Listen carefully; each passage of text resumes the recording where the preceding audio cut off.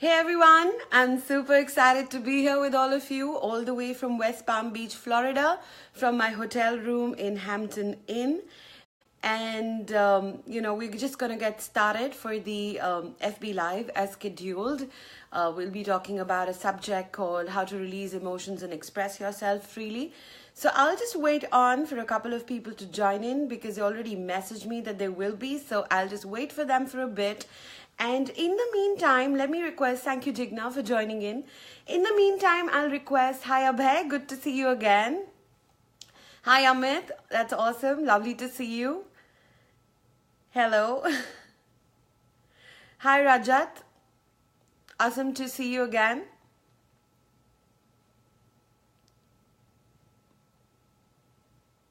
Hi Amit again. It's really lovely, when I log in to do an FB Live and all of you come on immediately as soon as I register. It is such an honorable feeling. It's such a proud moment for me. So thank you so much. I'm truly grateful to each one of you who logs in just when I get started. And, you make it so special for me. So thank you so, so much. Hi Kalpana, good to see you. Awesome. So since today we're going to talk about how to release emotions, I just want to quickly take account on how many of you find it difficult to kind of release emotions. Like if you find it difficult to talk about or express what you're feeling, would you type in a yes in the comment section so that I know that okay, we are on the same page and this topic is of interest to you. Hi Jigna, hi Kalpana, hi Amit, love you guys. Please do type in yes if you find it hard to express your emotions so that we can get started. I just want to take a head count of how many people, find it hard to express emotions. Hi Adil.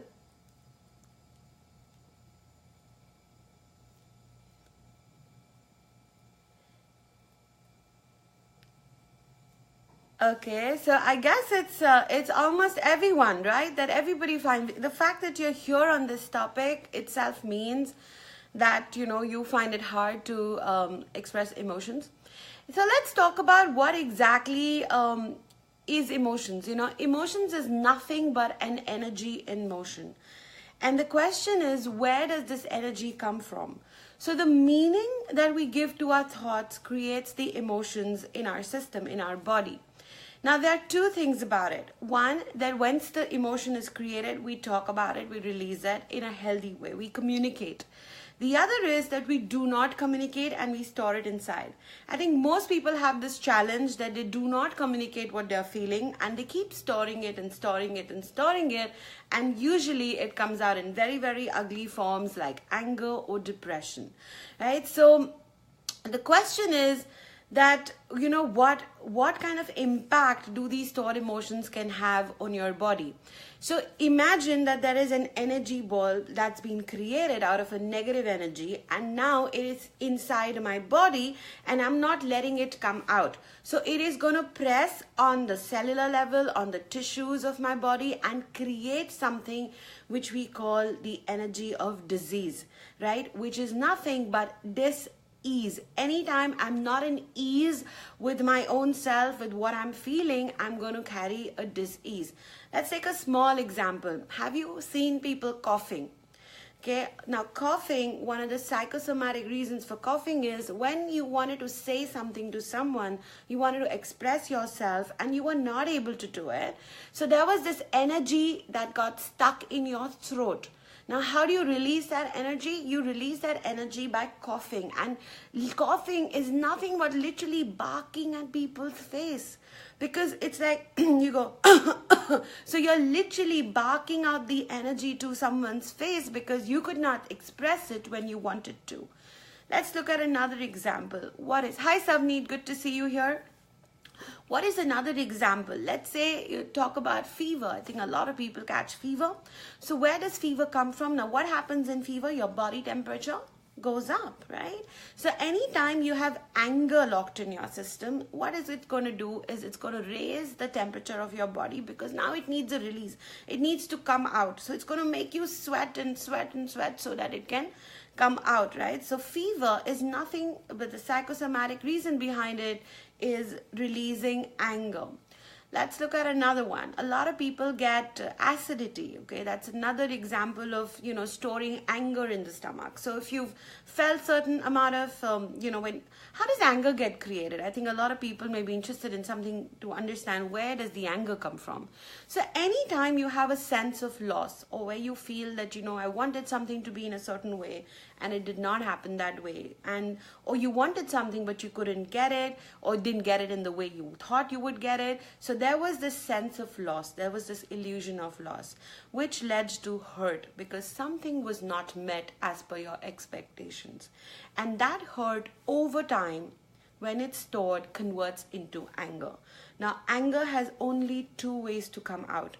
One, it comes out on others. So when it comes out on others, it comes out as resentment and it comes out as confrontation. You know of people who are always like, मैं इनको दिखा दूंगा, ये समझते क्या अपने आप को, and nobody messes with me, and all of that is nothing but stored anger that's coming out of your body, out of your system, and in form of resentment and confrontation. Now, if you store the anger and you suppress it and you do not release it, it comes out in form of depression. Because it's almost like there's an energy and you're putting it down, down, down, you're suppressing it, and that's what creates the depression.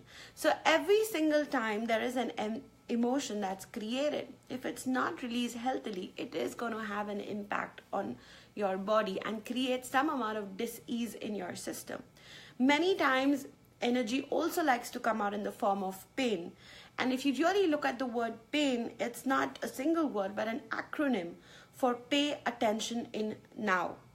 Your body part is telling you that there is an energy frequency of pain that's being created. There is a certain emotion behind it. Because you've been ignoring the emotion for a long time, this pain has come up to show you that there is something wrong. It's a signal and therefore you need to do something about it. Yeah.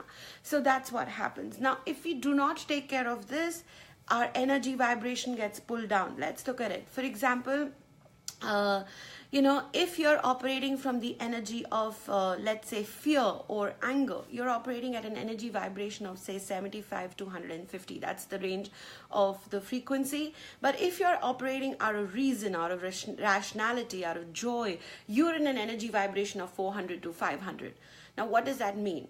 It's very simple. If I'm operating at a lower energy vibration, I am going to attract people, situations, and incidents in my life around that energy because I'm like a magnet, right? So anytime my energy is down, all these people at that energy will get attracted to me like a magnet, and I'm going to create more episodes and more incidents in my life which are unpleasant. However, if I lift my energy up, I express my emotions, I always keep my negative emotions, released at all times, and I raise my energy, and now in this high energy of joy and of courage, of love, which is a high energy frequency of somewhere between 400 to 600, and that is how I'm going to attract people, situations, incidents in my life. So that is the reason why we talk about lifting your own energy vibration up, and if left unattended, it can pull you down into a downward spiral, which I just explained a while ago. So the question is, what do we really need to do to release these emotions or to express these emotions? I think the step number one, which is very, very critical, which most people, obviously do not do, is to actually feel the emotion. Now, if the energy is being created, an emotion has come up and you feel it fully, you're going to transform the energy. The energy is going to go away and it's going to be released because you have already felt it. It came up, you felt it, and it's gone. Most people find it very hard to do that, and that's why they actually get into an ostrich approach where they just literally dig themselves into work or other things and distract themselves, and they don't want to feel the energy. They just want to avoid it at all times, and they want to just run for life. They just don't want to look at it. So avoidance or denial, that no, I don't even have this problem. No, I'm not feeling that way. So all of these things that we do in terms of avoidance and denial keeps the energy stuck.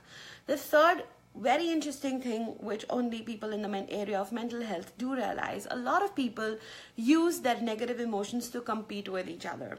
So it's a bit like this. Let's say a friend calls you and says, you know what, this is what happened with me today. And you say, you know what, forget about that. Listen to what happened to me today. So we are using our negative emotions as a way to compete with people and to show that my problem is bigger than yours. Therefore, I'm the bigger victim here, and therefore at least I come first somewhere in life, being a bigger victim, for example. So a lot of people even do that. So one of the easiest ways is to obviously express your emotions by feeling them, right?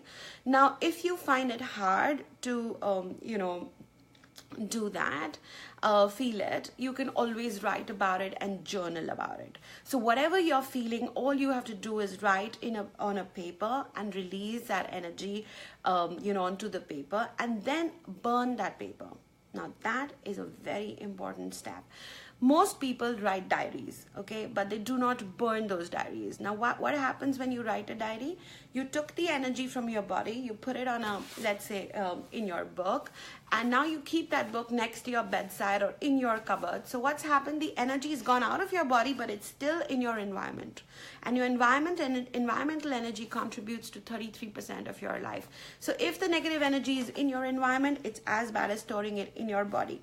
One of the most important things to do when you're writing or expressing emotions is to actually burn that paper. Why? Because when you express the emotions, the energy goes from your heart, from your body, it pulls down into your hands. When you write it onto the paper, now the paper has all the energy, and when you burn it, you transform the energy and it goes back into the universe. And you can bless it and say, ask the universe to send you something nice and positive in return of this negative energy that you've just released, right? Another major thing that you could do is actually understanding what is the emotion that has come up. A lot of times, a lot of emotional battles which we keep fighting within can be resolved if we just communicate openly with ourselves and as well as people in our life, whether it's our friends, whether it's our families. So if there's something you expect of someone and they did not do it the way you wanted it to be, instead of feeling that they don't love me, that they don't care about me, that they're so mean, why not go up to them and say that, you know what, I thought it would be like this, but it turned out to be like this. Would you be able to do this for me? That could be another way of doing it. Or you could simply just go and, behave in a way or express freely that I would really like you to, come out with me today, or, give me a hug today, or, all of that, just basically asking for the little things you need and feeling free, and not hoping and expecting that the other person's going to do a guesswork here and they're going to figure out exactly what you need right now in terms of your feelings and emotions. So it's very good to communicate. And likewise, as I said, the communication begins with self, because the quality of communication that you have with yourself will determine the quality of your emotions and will also determine the quality of your life. Right? So that's all I wanted to say today. So 3 things you can do, as I mentioned. Let me repeat it one more time for your convenience. First, learn to feel your emotions. Do not run away from them. Do not get worried. They have come, they will go. It's a come and go process. It's not going to stay with you. Once you feel it, it'll be over. Okay. The second thing is understanding why that emotion has come up, and if it can be resolved by expressing to the person concerned, communicating with them, feel free to do that. If there's an expectation that's not being met, one way, of course, is to communicate and tell people what you're expecting. Second is to change your expectations. So whichever works for you, you can do that. And the third and the most important step is to express it on paper and release it and burn it. Just burn that paper and send that energy back to the universe with a lot of blessings, and asking the universe to send you something positive in return, or whatever else you want. And you can, of course, combine that with a gratitude exercise to ask for what you want, because when you ask, you shall receive.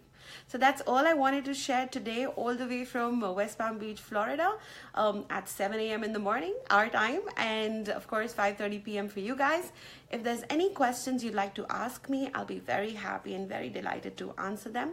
But even before I go to the questions, I want to give a big thank you and a big hug to all of you who joined in today to watch this FB Live. I'm truly grateful and humbled by your presence. Thank you so much for doing that for me. Thank you, Savneet. You're a sweetheart.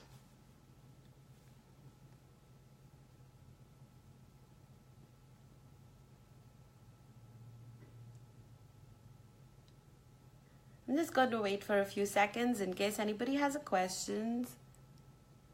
Hi, Jacket. Good to see you. That's awesome. Thank you. Hi, Sandeep. Good to have you here. A little too late. I just finished, but thank you for joining in, and I'm sure you can watch the FB Live once it's posted. Thank you so much, Neeta. That's really, really sweet of you, and thank you so much for logging in. Hi, Dr. Hema. Good to see you. We just ended the live, but I'm sure you're going to enjoy watching a repeat of this once it's posted on the wall.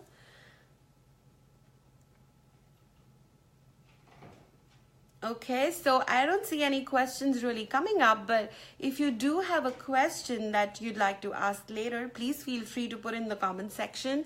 I will get to it within 24 hours and you'll have your answers typed out directly and, you know, comments from me directly. So thank you so much, all of you, for joining me. Thank you, JK. Thank you, Dr. Hema. Thank you, Sandeep, who came on in the end. And a big thank you. Oh, okay. Is burning signifying something here? Yes, Swapnil, it is. Because when you're burning, see, energy cannot be destroyed. It can only be transformed, you know. So when you burn the energy, so what's happened is when you write, the energy from your body, the negative energy that got created, is expressed on paper. When you burn it, that energy now transforms into, it goes back to the universe by transforming, because the paper is burnt and all the energy is released to the universe. And then when you bless it and you say, send me something positive, you're going to receive some positive news at your end. But most importantly, that negative energy is out, which means you're no longer going to be in a dis-ease zone, which means you will not attract diseases to yourself. Yeah, so that's the significance of burning. Thank you, Sandeep. I'm going to be back on 16th of December. Yeah, back to India on 16th. Awesome. So thank you so much, everyone, for joining me. As I said, if you have any questions, please feel free to put in the comment section and I will definitely answer them within 24 hours. Thank you so, so much. I love you guys, and I'll see you next week, Tuesday, same time, same place. Bye-bye.